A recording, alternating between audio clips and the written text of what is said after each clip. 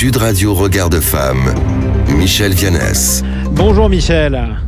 Bonjour Jean-Marie. Vous êtes présidente de l'organisation non gouvernementale Regard de Femme, mais vous êtes aussi membre du jury des prix de la laïcité du comité Laïcité et République. C'est en cette qualité que vous nous parlez ce matin, puisque vous revenez sur la remise des prix et du prix national de la laïcité qui a été décerné à une de nos consoeurs. Exactement, à Sophia Aram, qui est chroniqueuse et humoriste, bien sûr pour son combat justement en faveur de la liberté d'expression.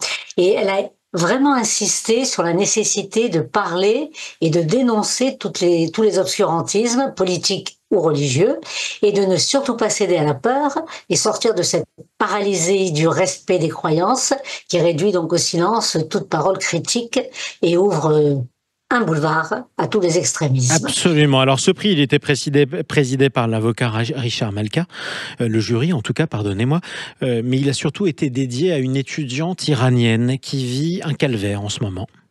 Oui, tout à fait. Tout le monde a vu les images de l'étudiante Aye, je ne sais pas exactement comment ça se prononce. Aoué Dariaï, je vais essayer de le dire sans trop l'écorcher.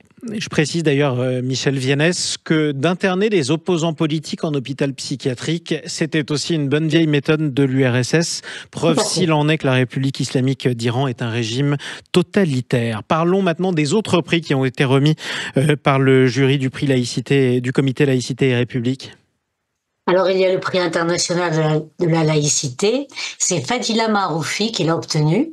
Et c'est une travailleuse sociale dans les quartiers sous influence islamiste à Bruxelles de 2000 à 2014.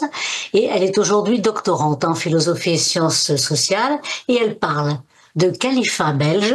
Et Bruxelles, pour elle, c'est le creuset, la plaque tournante des frères musulmans en Europe.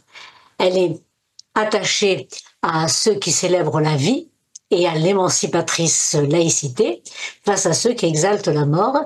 Et elle demande justement, elle aussi, de ne pas être complice et en particulier de couper tous les financements aux structures diffusant ces fameuses idéologies mortifères, que ce soit les associations, les universités.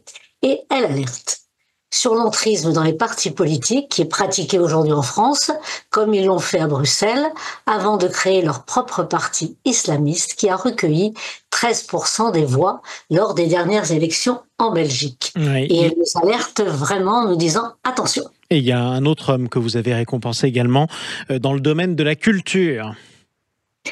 Christian Yemi, qui est connu sous le pseudonyme de L25, alors lui, il s'est déclaré carrément théocratophobe, obscurantophobe, superstitionnophobe.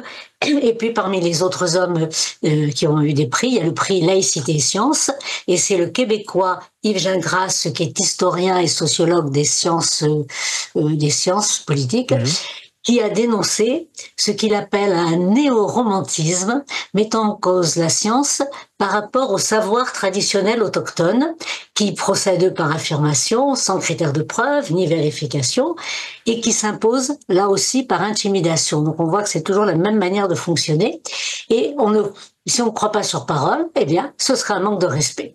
Et ces idéologies gangrènent totalement la science et sont diffusées de manière pandémique. Elles sont carrément téléportées à l'envi sur les réseaux sociaux. Oui. Et le dernier prix, qui a été un prix spécial, qui a été remis à Philippe Val, il a lancé, je dirais, un vibrant appel à résister justement à ce qu'il appelle les idéologies sacrificielles sinistres et à dénoncer vigoureusement la diffusion de l'antisémitisme en France, notamment par des partis politiques de gauche et d'extrême gauche ici. Alors, on rappelle que Philippe Val est l'ancien patron de Charlie Hebdo. Merci beaucoup, Michel Vianès.